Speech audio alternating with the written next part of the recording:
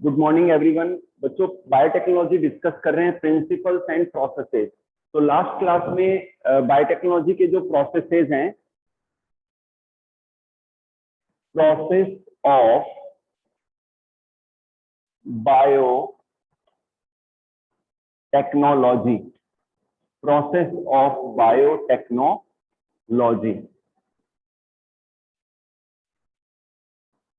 Process of biotechnology.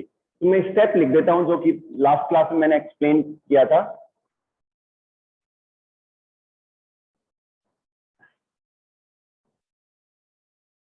Extraction of genetic material,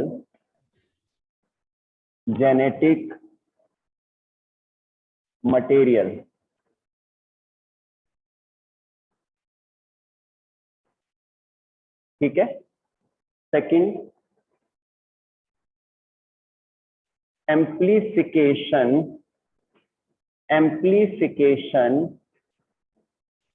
of gene of interest,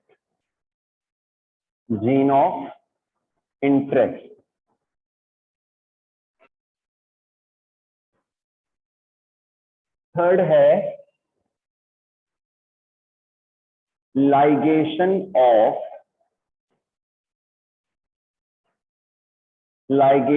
of desired gene in plasmid।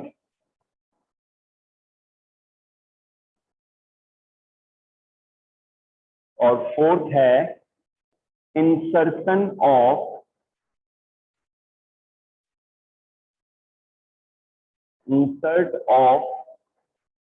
recombinant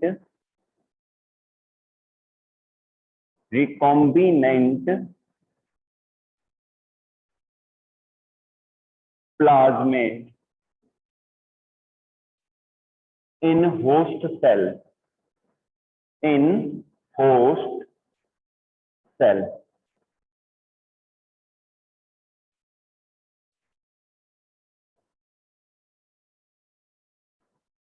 formation of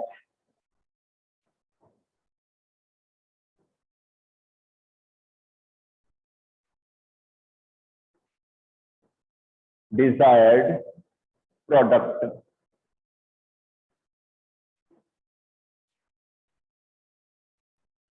yes बेटा, listen carefully. बच्चों हम biotechnology के process को कर रहे हैं। लास्ट क्लास में हमने जेनेटिक मटेरियल को कैसे निकालते हैं वो समझा था। Amplification of gene of interest, जो जीन ऑफ इंटरेस्ट है या जो डिजायर्ड जीन है उसका पीसीआर के द्वारा, पॉलीमरेज चेन रिएक्शन के द्वारा मल्टीपल कॉपीज बनाना। नेक्स्ट है ligation of desired gene in plasmid. जो डिजायर्ड जीन है, मान लो किसी हार्मोन को कोड करने वाला जीन है या प्रोटीन को कोड करने वाला जीन है, उसको प्लाज्मिड के अंदर लाइगेट करना।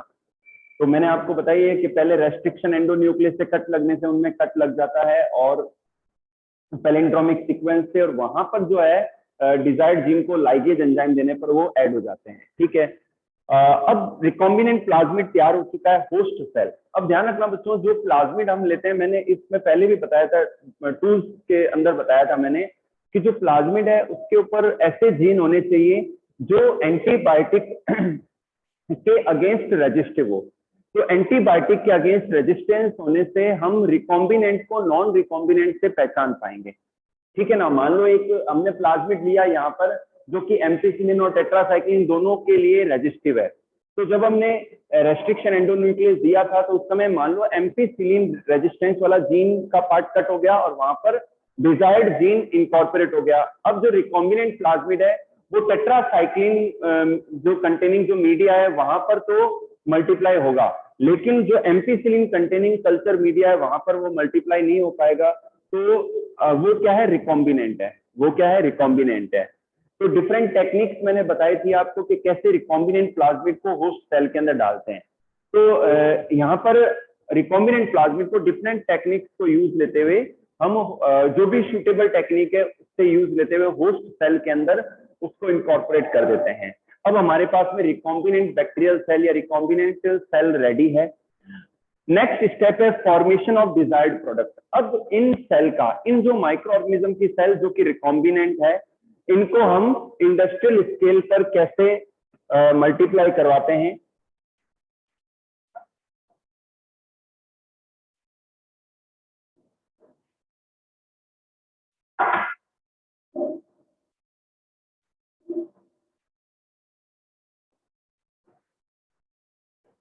फॉर्मेशन ऑफ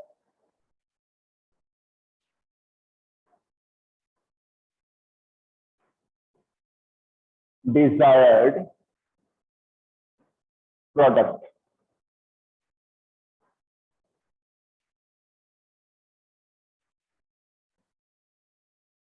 बच्चों इंडस्ट्रियल स्केल पर अब इन रिकॉम्बिनेंट बैक्टीरिया या रिकॉम्बिनेंट सेल्स को यूज किया जाता है बड़े बड़े टैंक्स के अंदर, मीडिया लेकर वहां पर इन सेल्स को मल्टीप्लाई करवाया जाता है। तो मान लो हमने इकोलाई बैक्टीरिया के अंदर इंसुलिन को कोड करने वाला जो जीन है उसके रिकॉम्बिनेंट प्लाज्मिड को हमने इंट्रोड्यूस किया था, या कोई डिजायर्ड प्रोटीन है या एंजाइम है उसका जीन हमने इंकॉर्पोरेट करके रिकॉम्बिनेंट प्लाज्मिड को होस्ट सेल में डाला था। तो इंडस्ट्रियल स्केल पर बड़े बड़े जो टैंक्स होते हैं वहां पर मीडिया के अंदर उनको लेते हैं और मल्टीप्लाई करवाते हैं। तो जितनी बार बैक्टीरियल सेल या होस्ट सेल मल्टीप्लाई होती है उतनी बार जो डिजायर्ड प्रोटीन या एंजाइम या हार्मोन बनता है। तो इस तरीके से जो प्रोटीन या एंजाइम या हार्मोन बनता है उन्हें हम रिकॉम्बिनेंट प्रोटीन कहते हैं। क्या कहते हैं? Recombinant protein. रिकॉम्बिनेंट बैक्टीरिया या ऑर्गेनिज्म से, माइक्रो ऑर्गेनिज्म से जो प्रोटीन बनती है उसे रिकॉम्बिनेंट प्रोटीन कहते हैं। अब यहाँ पर इस टॉपिक को थोड़ा सा और एक्सटेंड करते हैं कि जो टैंक हैं उन टैंक्स को बायोरिएक्टर कहते हैं। तो यहाँ पर बच्चों दो प्रकार के मैं बायोरिएक्टर आपको एक्सप्लेन करूंगा। मैं पहले स्केच बना देता हूं।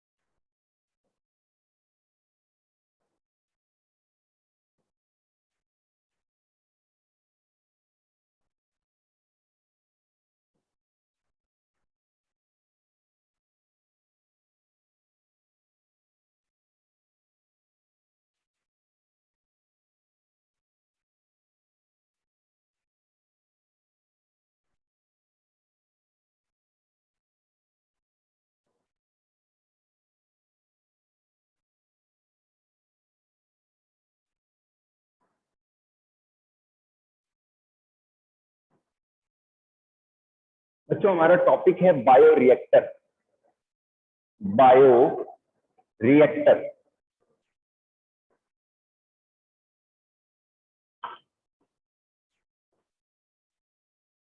बायोरिएक्टर और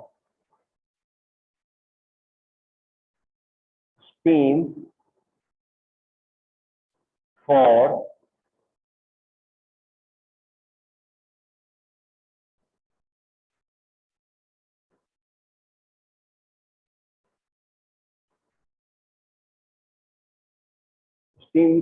sterilisation.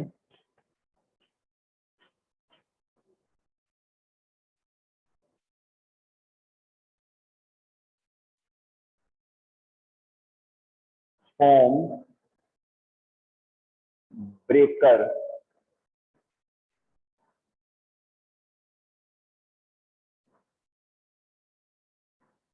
acid or base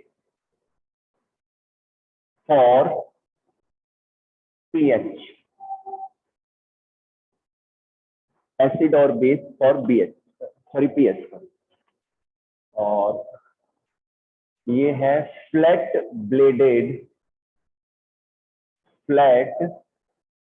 blooded impeller.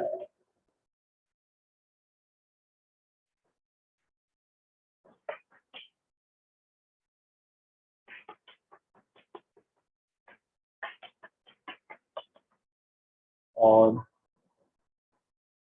Sterile air. बच्चों ध्यान से देखिए, we are discussing about the bioreactor. What are the bioreactors? बच्चों जो मैंने आपको बताया कि रिकॉम्बिनेंट बैक्टीरिया के द्वारा या सेल के द्वारा इंडस्ट्रियल स्केल पर जो भी डिजायर्ड प्रोटीन, हार्मोन या एंजाइम हमें प्रोड्यूस करवाना है, तो बड़े टैंक जिनका वॉल्यूम 100 लीटर से लेकर 1000 लीटर या उससे भी ज्यादा हो सकता है, तो बड़े मेटेलिक टैंक्स को यूज किया जाता है। तो वो टैंक जो है जहां पर हम डिजायर्ड प्रोटीन या प्रोडक्ट, रिकॉम्बिनेंट प्रोडक्ट हमें प्रोड्यूस करवाना है, तो उन्हें हम बायो रिएक्टर कहते हैं। और बायो रिएक्टर के अंदर ये अरेंजमेंट होता है कि उसमें पीएच को कंट्रोल करने के लिए, टेम्परेचर को कंट्रोल करने के लिए, और वहां अंदर के एनवायरनमेंट को स्टेराइल बनाए रखने के लिए जो है सारी अरेंजमेंट होती है बायो रिएक्टर्स के अंदर। ये जो है बच्चों, ये है स्टीरर टैंक बायो रिएक्टर। इस रिएक्टर का नाम क्या है? Stirrer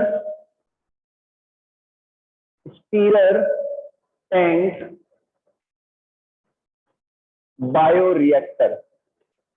stirrer tank bio reactor, understood? तो ये जो स्टीरर टैंक बायो रिएक्टर है बच्चों, इसको आप ध्यान से देखिए। इसके अंदर बच्चों ये सेंट्रल जो रोड है, इनके ऊपर फ्लैट ब्लेड्स हैं, तो इन्हें कहते हैं फ्लैट ब्लेडेड इम्पेलर।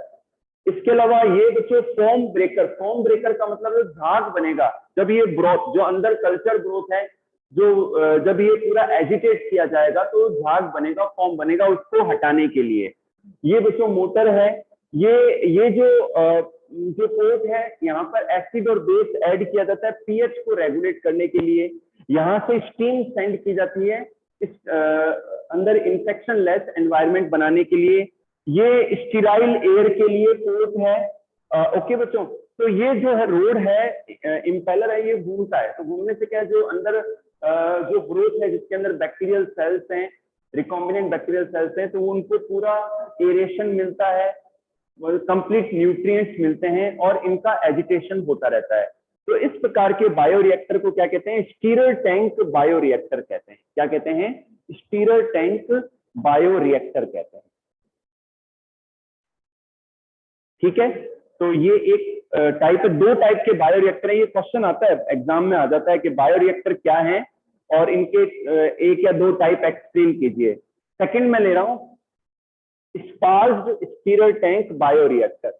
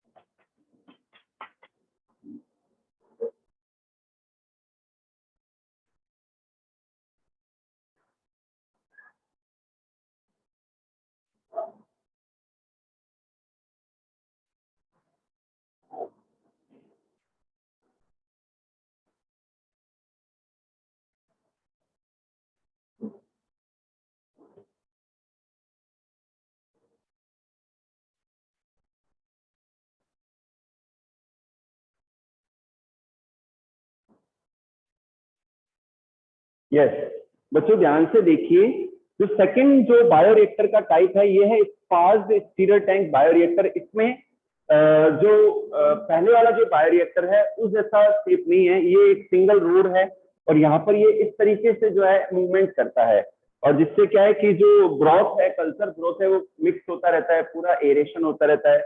यहाँ जो है ज्यादा सरफेस एरिया मिल पाता है गैसियस एक्सचेंज के लिए, एयर के एक्सचेंज के लिए। तो इस प्रकार के बायोरिएक्टर को कहते हैं स्पार्ज्ड स्टीरर टैंक बायोरिएक्टर। ओके बच्चों, तो फॉर्मेशन ऑफ डिजायर्ड प्रोडक्ट में इंडस्ट्रियल स्केल पर रिकॉम्बिनेंट सेल्स के द्वारा, बैक्टीरियल सेल्स के द्वारा जो है डिजायर्ड प्रोटीन, हार्मोन या अन्य कोई प्रोडक्ट है उनको बनाया जाता है टैंक्स के अंदर। तो इन टैंक के अंदर रिकॉम्बिनेंट जो ऑर्गेनिजम्स है उनको ऐड किया जाता है, उनमें न्यूट्रिएंट मीडिया ऐड किया जाता है और फिर उनको छोड़ दिया जाता है प्रॉपर जो है नए प्रोडक्ट बनने के लिए। अच्छा, ये जो बायोरिएक्टर होते हैं, बायोरिएक्टर बड़े टैंक्स हैं जो कि 100 लीटर से लेकर 1000 लीटर तक इनका वॉल्यूम हो सकता है या उससे ज्यादा हो सकता है। इसमें सभी प्रकार के पोर्ट होते हैं, पीएच को कंट्रोल करने के, टेम्परेचर को कंट्रोल करने के लिए, स्टेरिलाइजेशन के लिए, स्टीम के लिए, और इसके अलावा सैंपलिंग पोर्ट होता है जहां से सैंपल्स को लेके चेक किया जाता है, और इनमें एक तरफ से प्रोडक्ट को निकाला जा सकता है, दूसरी तरफ से नया मीडिया ऐड किया जा सकता है। ठीक है, तो ये सब पोर्ट अरेंजमेंट होता है बायोरिएक्टर्स के अंदर। यहाँ पर आपके कोर्स में दो प्रकार के बायोरिएक्टर हैं, एक तो सिंपल स्टीरर टैंक बायोरिएक्टर और एक स्पार्ज्ड स्टीरर टैंक बायोरिएक्टर है। तो जो स्पार्ज्ड स्टीरर टैंक बायोरिएक्टर है उसमें ज्यादा सरफेस एरिया मिल पा रहा है रिकॉम्बिनेंट प्रोडक्ट को बनने के लिए। नेक्स्ट टॉपिक है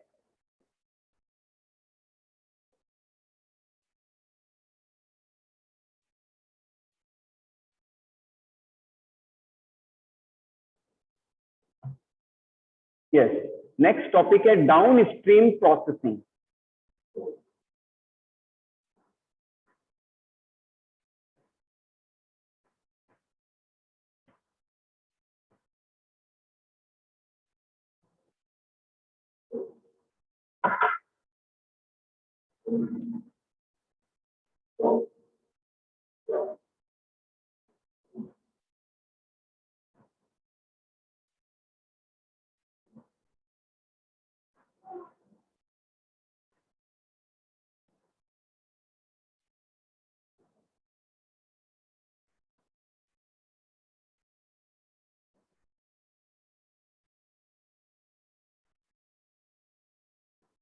यस बच्चों, डाउन स्ट्रीम प्रोसेसिंग क्या है? अब तक आपने समझा कि इंडस्ट्रियल स्केल पर जो डिफरेंट कंपोनेंट्स हैं उनको प्रोड्यूस करवाया जाता है। तो डाउन स्ट्रीम प्रोसेसिंग क्या है कि जब ये प्रोडक्ट बन जाते हैं, जब ये डिजायर्ड हार्मोन, प्रोटीन, एंजाइम या अदर जो मेडिकल प्रोडक्ट्स हैं जब फॉर्म हो जाते हैं, तो उनको कलेक्ट करना, उनको बच्चों कलेक्ट करना, फिर उसका टेस्टिंग करना, लेबोरेटरी स्केल पर टेस्टिंग करना।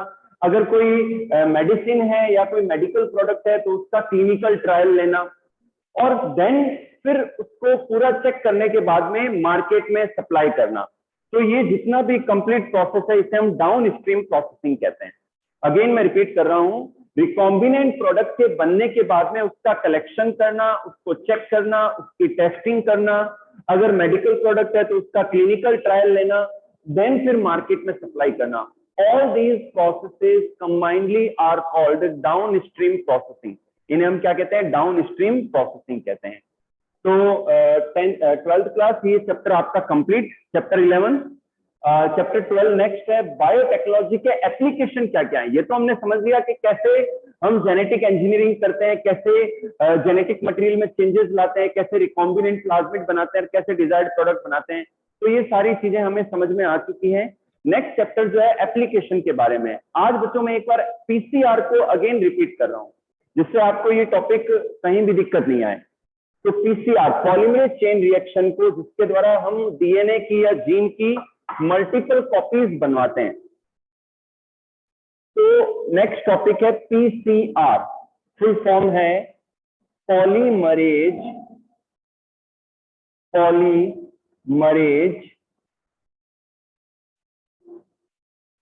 Chain polymerase chain reaction,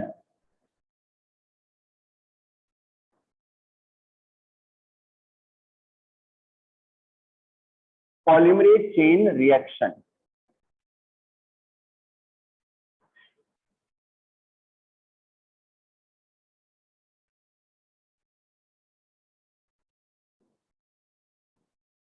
polymerase chain reaction.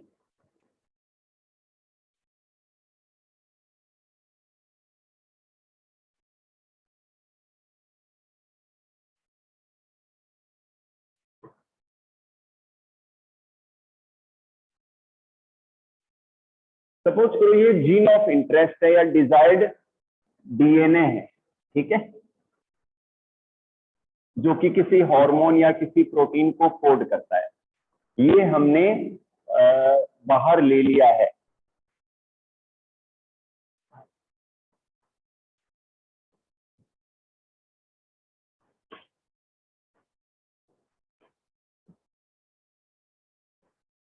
तो फर्स्ट स्टेप है बच्चों डीनेचुरेशन, डीनेचुरेशन,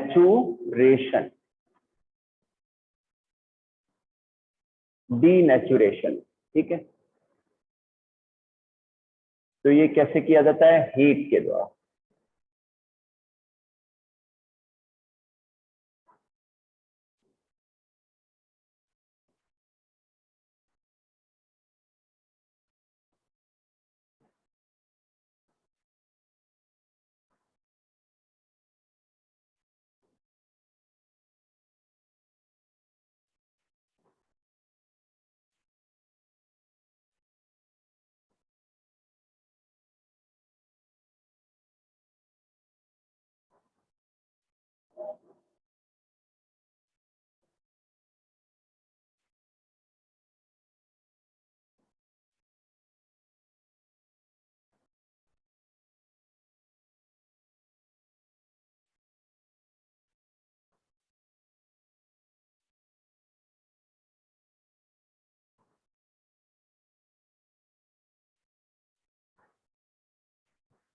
तो सेकंड स्टेप है एनीलिंग, एनीलिंग, ओके। फिर थर्ड लेते हैं हम, थर्ड इज एक्सटेंशन।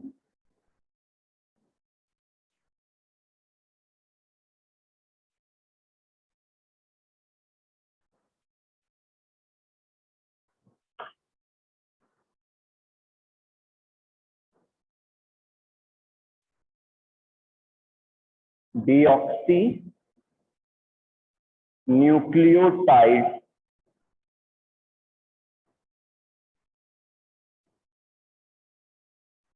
और plus Taq polymerase, tech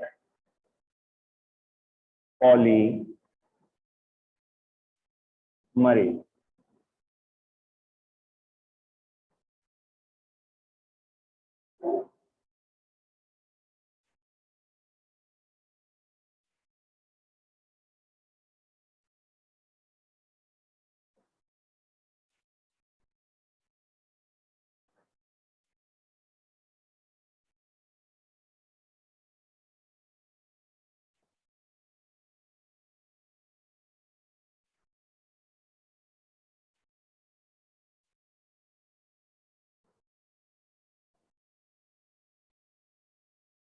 three prime and five prime.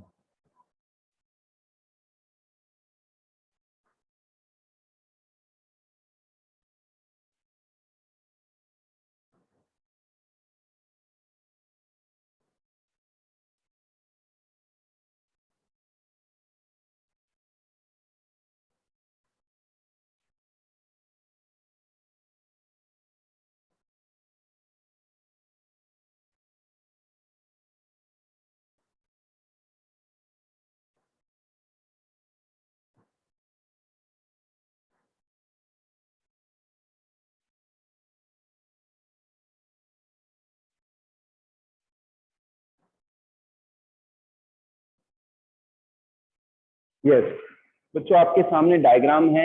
ध्यान से देखिए, हम डिस्कस कर रहे हैं पॉलीमरेज चेन रिएक्शन को, बहुत ही इंपॉर्टेंट टॉपिक है। और इसके द्वारा जो डिजायर्ड डीएनए है उसकी मल्टीपल जेरोक्स कॉपीज बनाई जा सकती है। तो सिंपल है बहुत ज्यादा। डीनेचुरेशन इसका फर्स्ट स्टेप है। मान लो ये जीन ऑफ इंटरेस्ट है, डिजायर्ड डीएनए है, इसको हीट दिया जाता है 45 डिग्री 50 डिग्री तक, और जिससे क्या होता है कि ये जो हाइड्रोजन बॉन्ड्स हैं ये ब्रेक हो जाते हैं, टूट जाते हैं। तो हाइड्रोजन बॉन्ड के ब्रेक होने पर दोनों स्ट्रैंड अलग हो जाते हैं। तो इस प्रोसेस को हम कहते हैं डीनेचुरेशन। क्या कहते हैं? डीनेचुरेशन। सिंपल है। सेकंड स्टेप लेते हैं एनिलिंग। एनिलिंग के अंदर क्या होता है बच्चों कि यहाँ पर छोटे स्मॉल फ्रेगमेंट आरएनए के, जिन्हें हम आरएनए प्राइमर कहते हैं, वो ऐड किए जाते हैं। क्या किए जाते हैं? आरएनए प्राइमर को ऐड किया जाता है। ठीक है, तो यहां पर कॉम्प्लीमेंट्री आरएनए आ गया और यहां पर भी इसका कॉम्प्लीमेंट्री आरएनए आ गया। ठीक है, शॉर्ट सेगमेंट से शॉर्ट फ्रेगमेंट्स हैं। This is called annealing. इसे हम क्या कहते हैं? एनिलिंग कहते हैं। नेक्स्ट लेते हैं एक्सटेंशन। एक्सटेंशन के अंदर क्या होता है कि डीऑक्सी, क्योंकि इसको पॉलीमराइज करना है, इस धागे को पॉलीमराइज करना है, इसको भी करना है, तो यहाँ पर क्या देते हैं? डीऑक्सी न्यूक्लियोटाइड देते हैं। क्या देते हैं? डीऑक्सी। आपको पता है ये DNA is the polymer of deoxy nucleotide. तो डीऑक्सी न्यूक्लियोटाइड देते हैं, साथ में देते हैं डीएनए पॉलीमरेज। लेकिन ध्यान रखने वाली बात क्या है कि यहाँ पर जो टेम्परेचर है हाई रहता है, तो जो नॉर्मल डीएनए पॉलीमरेज है वो यहाँ मतलब कारगर नहीं है। तो इसके लिए एक ऐसा एंजाइम चाहिए जो थर्मोस्टेबल हो, जो हाई टेम्परेचर पर स्टेबल रह सके। तो एक बैक्टीरिया है बच्चों, याद कर लो, ये कॉम्पिटिशन में भी आता है क्वेश्चन, थर्मस एक्वेटिकस। इस बैक्टीरिया का नाम है Thermus aquaticus. Aquaticus, Thermus aquaticus. तो ये बैक्टीरिया जो है बच्चों ये थर्मोस्टेबल है, ये 80 डिग्री 100 डिग्री टेम्परेचर पर भी सर्वाइव करता है। तो इसके अंदर जो डीएनए पॉलीमरेज है उसको यहाँ पर यूज किया जाता है और इसीलिए इसे कहते हैं टैग पॉलीमरेज। तो tag polymerase enzyme plus deoxy nucleotide, इससे क्या होता है कि इस फ्रेगमेंट का पॉलीमराइजेशन होता है और इस फ्रेगमेंट का भी पॉलीमराइजेशन होता है। तो थर्ड स्टेप है एक्सटेंशन। डीऑक्सी न्यूक्लियोटाइड और टैग पॉलीमरेज की प्रेजेंस में इनका एक्सटेंशन होता है और दो कंप्लीट डीएनए बन जाते हैं। ये एक डीएनए मॉलिक्यूल हो गया, ये भी एक डीएनए मॉलिक्यूल हो गया। तो एक डीएनए मॉलिक्यूल से यहाँ पर हमने दो डीएनए मॉलिक्यूल बना लिए। अगर इस साइकिल को हम 30 टाइम रिपीट करें तो आप देख लीजिए कितने सारे डीएनए बन जाएंगे। यानी कि जो जीन ऑफ इंटरेस्ट है उसको हम बार बार थोड़ी निकालेंगे। तो हमने मान लो इंसुलिन को कोड करने वाला या किसी पर्टिकुलर एंजाइम को कोड करने वाला जो जीन है वो हमने लिया और उसकी पीसीआर के द्वारा मल्टीपल कॉपीज बना ली। अब उसी को हम यूज कर रहे हैं रिकॉम्बिनेंट प्लाज्मिड बनाने में। ठीक है, तो हमारा जो वर्क है वो सिंपल हो गया। तो 30 साइकिल ऐसे रिपीट करने पर मल्टीपल कॉपीज बन जाएगी जीन ऑफ इंटरेस्ट की या डिजायर्ड डीएनए की। तो इस प्रोसेस को हम क्या कहते हैं? पीसीआर कहते हैं। ठीक है, तो ये चैप्टर आपका कंप्लीट, ये चैप्टर कंप्लीट हो गया है। अब मैं नेक्स्ट चैप्टर का इंट्रोडक्शन दे देता हूं आपको। ठीक है, फिर उसको कल की क्लास में कंटिन्यू करेंगे अपन। ठीक है,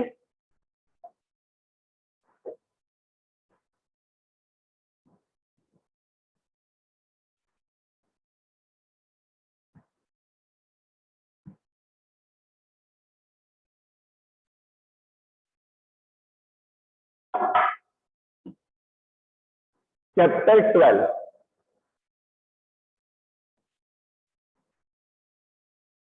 बायोटेक्नोलॉजी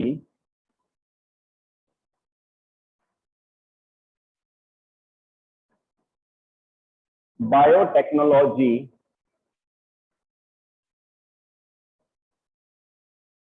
एंड इट्स एप्लीकेशन।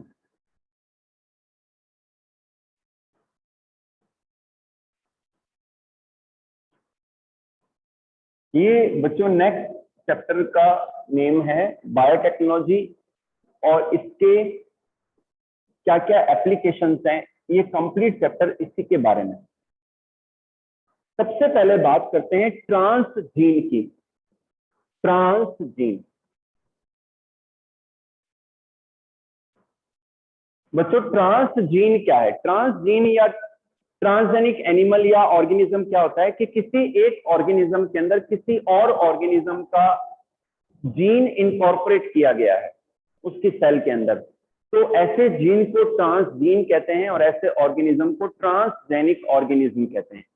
और ट्रांसजेनिक ऑर्गेनिज्म इसीलिए कहते हैं, और इस प्रोसेस को ट्रांसजेनेसिस कहते हैं। क्या कहते हैं? ट्रांसजेनेसिस।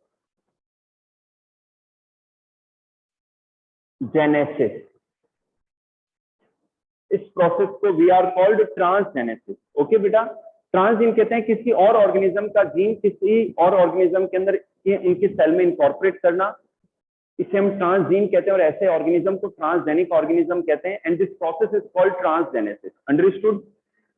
इसके द्वारा बच्चों डिजायर्ड ऑर्गेनिज्म डेवलप किए जाते हैं, जो कि डिजायर्ड प्रोटीन को, डिजायर्ड प्रोडक्ट को, या किसी एनिमल के मीट में या मांस में इंक्रीज हो जाता है जब उन्हें हम ट्रांसजेनिक बना लेते हैं।